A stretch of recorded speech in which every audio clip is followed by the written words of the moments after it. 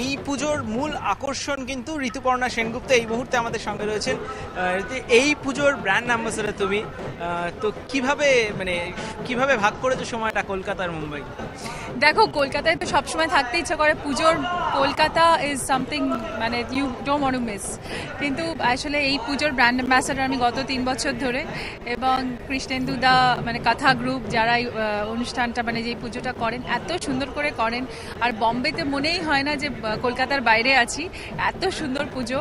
এবং এখানে বহু বিখ্যাত মানুষরা আসে অঞ্জলি দিতে। ইনফ্যাক্ট লাস্ট ইয়ার অমিতজি, আমাদের ঐশ্বরিয়া, জয়জি সবাই এসেছিলেন এখানে অঞ্জলি দিতে, এবারও আসবেন। এবং এই পুজোর ব্র্যান্ডিং করতে আমার এত ভালো লাগে যে এই পুজোর থেকে শুধুমাত্র অনুষ্ঠান না, অনেক নোবেল কজের জন্য কাজ করেন এনারা। এবং এত বাঙালিয়ানাটাকে বজায় রেখে এত সুন্দর পুজো, সেই সকাল থেকে যা যা মানে উপাচার করার দরকার, দুপুরবেলা ভোগ থেকে শুরু করে এত অসাধারণ একটা পুজো হয় যে বাঙালিরা মানে এত এনজয় করে এখানে এসে। এবং মানে মনেই হয় না যে তারা প্রবাসে আছে। বাঙালিদের মনে হয় যে মানে ওদের নিজেদের পুজো, এবং এমন ঘরোয়া পুজো এটা যে সবাই প্রচণ্ড এনজয় করে। এবং 4 দিন ধরে যথেষ্ট মানে বিনোদন দেওয়ার জন্য অনেক অনুষ্ঠানও আয়োজন করা হয়।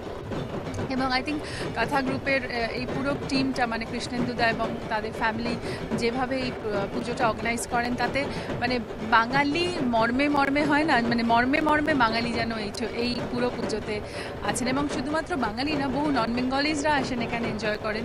তো মনে হয় যে এত বিরাট মণ্ডপ এত সুন্দর সাজানো হয়, আর মা দুর্গার এত সুন্দর প্রতিমা, মানে ভীষণ ভালো লাগে মানে এই সময়টা। তাই জন্য দুদিন আমি এখানে থাকবো, তারপর অষ্টমীর দুপুর থেকে আবার কলকাতায়, কারণ ওখানেও তো পুজোর একটা আলাদা আমেজ, আলাদা অনেক চাহিদা।